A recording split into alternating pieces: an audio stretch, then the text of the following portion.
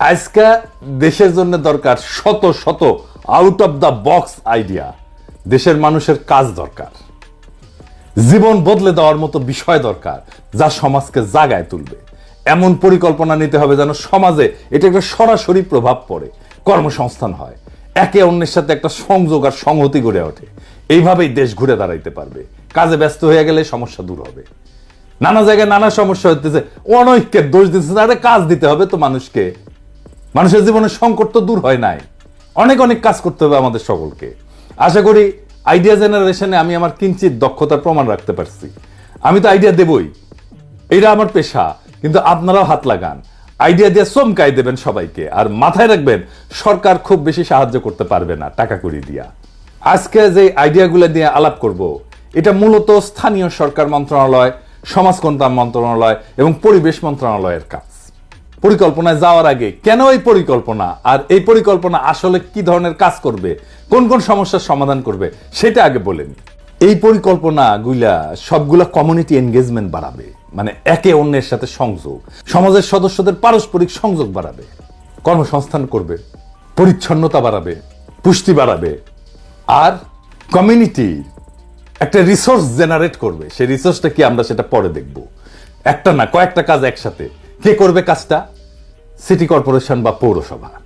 পরিকল্পনায় যাওয়ার আগে আমরা দেখে নিই কেন কমিউনিটি এনগেজমেন্ট বাড়ানো দরকার। খেয়াল করলে দেখবেন, আমাদের দেশে সোশ্যাল ইন্টারাকশন বা সামাজিক যে পারস্পরিক যোগাযোগ জায়গা খুব অল্প। এটা মসজিদে হয়, তাও তো মসজিদে সবাই যায় না, জানাজায় হয়, বিয়া শাদী আকিকা, এই সমস্ত জায়গায় সকালে হাঁটতে যান, এই সময় অনেকটা একটা সামাজিক সংযোগ হয়। মহিলারা বাচ্চাদেরকে স্কুলে বা কোচিং এ নিয়ে যাওয়ার সময় যে বসে থাকেন, ওই সময় একটা হয় সামাজিক সংযোগ। খেয়াল করলে দেখবেন বেশিরভাগ ক্ষেত্রেই বিনিময় বা এক্সচেঞ্জ হয় না, ফলে 6টা সুনির্দিষ্ট জিনিস আমরা অর্জন করতে পারি না। যেমন ধরেন তথ্যের আদান প্রদান, সম্পর্ক গঠনে সাহায্য করা, জ্ঞান এবং দক্ষতার ভাগাভাগি, অর্থনৈতিক বিনিময়, সংস্কৃতি বা ধারণার বিনিময় এবং সামাজিক সমস্যার সমাধানের ক্ষেত্র তৈরি করা। এই জিনিসগুলো হয় না। এর ফলে সমাজকে জাগায় তোলা যায় না সেইভাবে একসাথে। সামাজিক শক্তি বলে যে একটা জিনিস আছে, যা পারস্পরিক এক্সচেঞ্জের মাধ্যমে গড়ে ওঠে, সেইটার বেনিফিট আমরা নিতে পারি না। আমরা আজকে এই আইডিয়া জেনারেশনে পরিকল্পনা তৈরিতে এমন কিছু তৈরি করব যা এই সমস্যাটার মূলে গিয়ে একটা সমাধান আনবে। আসেন আল্লাহর নামে শুরু করি। 1 নাম্বার পরিকল্পনা, কমিউনিটি ভিত্তিক মানে সমাজ ভিত্তিক পাবলিক ক্লথ ক্লিনিং সার্ভিস, মানে কাপড় ধোয়ার সার্ভিস, যেখানে লোকজন কম খরচে কাপড় ধোয়া এবং শুকানোর সুবিধা পাবে। আমি হিসেব করে দেখছি যে 40 থেকে 50 লাখ টাকা খরচা হবে 10টা হাই পাওয়ার ওয়াশিং মেশিন আর 3টা ড্রায়ার যদি থাকে একটা সেন্টারে। কিভাবে হবে এটা? পাবলিক প্রাইভেট পার্টনারশিপে। এটাকে বলা হয় পিপিপি, 3টা পি। এটা আবার কি আসেন এটা বুঝে দেখি। এইটা রোমান সম্রাটদের আবিষ্কার। সরকার অনেক সময় টাকা থাকে না, তখন যৌথভাবে প্রাইভেট কোম্পানিগুলোর সাথে যৌথভাবে কিছু প্রকল্প গ্রহণ করে। তো এটা রোমান সম্রাটরা শুরু করে। ধরেন একটা ব্রিজ দরকার, সম্রাটের টাকা নাই বা রাজকোষের টাকা খরচা করবে না, সে বলতো ব্যবসায়ীদের যে এই তোমরা যে চাও এই ডিজাইন করে দিলাম, এই ডিজাইনে ব্রিজ তৈরি করতে পারো, 10 বছর এই রেটে টোল নিলে তোমার খরচা উঠে যাবে, আমি তোমাকে 20 বছর টোল তুলতে দেব, তারপরে এই ব্রিজের মালিকানা তুমি সম্রাটের হাতে তুলে দিবা। ব্যবসায়ী তার লাভ পাইলো, সরকার একটা সম্পদ পাইলো, মানুষের একটা সমস্যা মিটলো ইমিডিয়েটলি। এই প্রজেক্টগুলো হবে সবগুলো প্রাইভেট পাবলিক পার্টনারশিপ।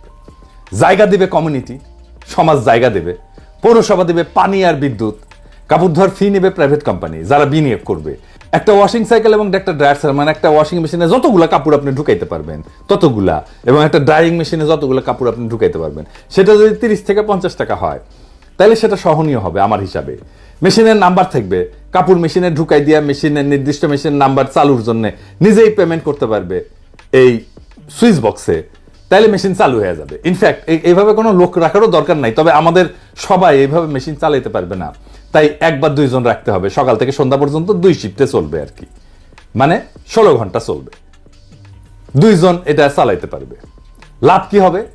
পরিচ্ছন্ন পোশাক পরবে সবাই, কাপড় ধোয়ার খরচ কমবে, কাপড় ধোয়ার সময় বাঁচবে, কাপড় ধোয়ার অপেক্ষার সময় অন্য কাজ করতে পারবে, সে বসে বসে অনেক কাজ করতে পারবে, সে সেলাই করতে পারবে, সে উল বুনতে পারবে, নানা কিছু করতে পারবে, গল্প করতে পারবে। এটা একটা কমিউনিটি এনগেজমেন্টের জায়গা হবে, পারস্পরিক যোগাযোগের একটা জায়গা হবে।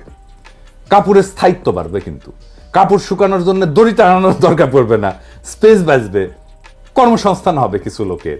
এইটা পাইলট হিসেবে করা যায় কি ইউনিভার্সিটির হলগুলোতে, কারণ ইউনিভার্সিটি হলগুলো ছাত্রদের টাকা থাকে, ওরা এডুকেটেড, ওরা জানবে মেশিনপত্র কিভাবে চালাইতে হয়, এবং ওদের কাপড় ধোয়ার দরকার পড়ে। তো এটা একটা আলাদা সুবিধা হবে ইউনিভার্সিটিগুলোতে আগে করলে। এই ছেলেমেয়েরা কমিউনিটিতে যায় এই কাজ কিভাবে হয়েছে সেই জ্ঞান কাজে লাগাইতে পারবে, ট্রেন করতে পারবে মানুষকে যে এটা এইভাবে ইউজ করতে হয়। আর কি পরিকল্পনা? দ্বিতীয় পরিকল্পনা, কমিউনিটি কিচেন শেয়ারিং সার্ভিস, মানে কমিউনিটির মধ্যে যারা রান্নার জায়গা পায় না বা ছোট খাবারের ব্যবসা করতে চায় তাদের জন্য শেয়ার্ড কিচেনের ব্যবস্থা।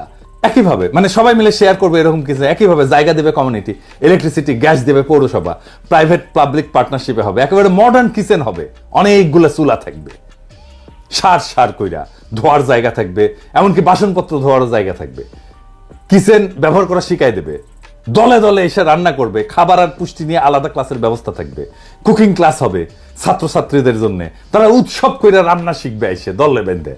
কয়েকটা পরিবার চাইলে একসাথে রান্না করতে পারে, তাতে কিন্তু একসাথে রান্না করলে কিন্তু খরচা কমে, তা বরকত বাড়ে, পুষ্টিকর এবং পরিচ্ছন্ন রান্না হবে, দ্রুত রান্না হবে, খরচা কমবে, কমিউনিটি এনগেজমেন্ট হবে।